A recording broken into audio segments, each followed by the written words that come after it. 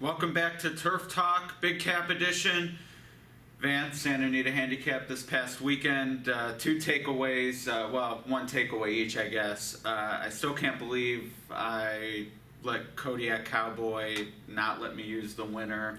It's going to be a while before I ever consider pedigree again in a mile and a quarter race. And for you, maybe a reflection on where the Big Cap belongs on the calendar. Yeah, the Dubai World Cup is the premier older male dirt race in the world right now. I think since the race got moved back to the dirt last year, races like the Santa Anita Handicap have been suffering for quality. There wasn't much behind shared belief last year. This year we had Melatonin win, who had never won a stakes race, even a listed stakes before. The 5-2 second choice in the field was Donworth, who just had a $50,000 stake win at Delaware Park, to his credit. FNX was the favorite there, obviously a top older horse, but I advocated in a blog that I wrote today that the date for the Santa Anita Handicap really should be pushed back 5 to 6 weeks before the World Cup, just to enhance its stature among the best older horse races in the country. Yeah, and really I can understand. I mean, we have the Don Handicap, which is the East Coast, sort of kicks off the older male division. So I could see the Santa Anita Handicap being there. I mean, look at the fields that San Antonio has gotten in the past, and they've gotten rid of the Strub Stakes. So you make a good point. I would actually be interested in swapping it or figuring something out in terms of the old Hollywood Gold Cup. Maybe there's a place for it in the summer. You look at the New York schedule, and you have the two races at Saratoga and then the Jockey Club Gold Cup. But other than the Suburban, which is not a great one, but there is no real older male race on the East Coast. You have the Stephen Foster in June at Churchill, the Pimlico Special in May at Pimlico, but that marquee Grade 1 race just does not exist until you get to Saratoga. So maybe that's an opportunity with the Hollywood Gold Cup sort of being a stepchild of what it was when it was actually at Hollywood. So we're in agreement on something probably needs to be done. Exactly what, that's up to, I guess, the people who own the race, but we're on the same path at least. Yeah, and the bigger issue is that these older horses simply aren't running as much as they used to even 20, 30 years ago.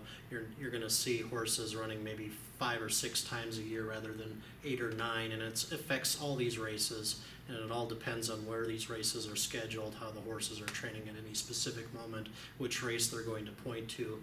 And now with the Dubai World Cup Ascendant, again, it's basically the first half of the year is taken up by that race alone, and it's the all the races in the second half of the year kind of fighting each other to find out who gets the best horses. Yeah, I'd say the era of even a Curlin who came back in the Stephen Foster after his Dubai World Cup is over. These are the type of horses that are going to point to Saratoga or the Pacific Classic in the case like Chrome.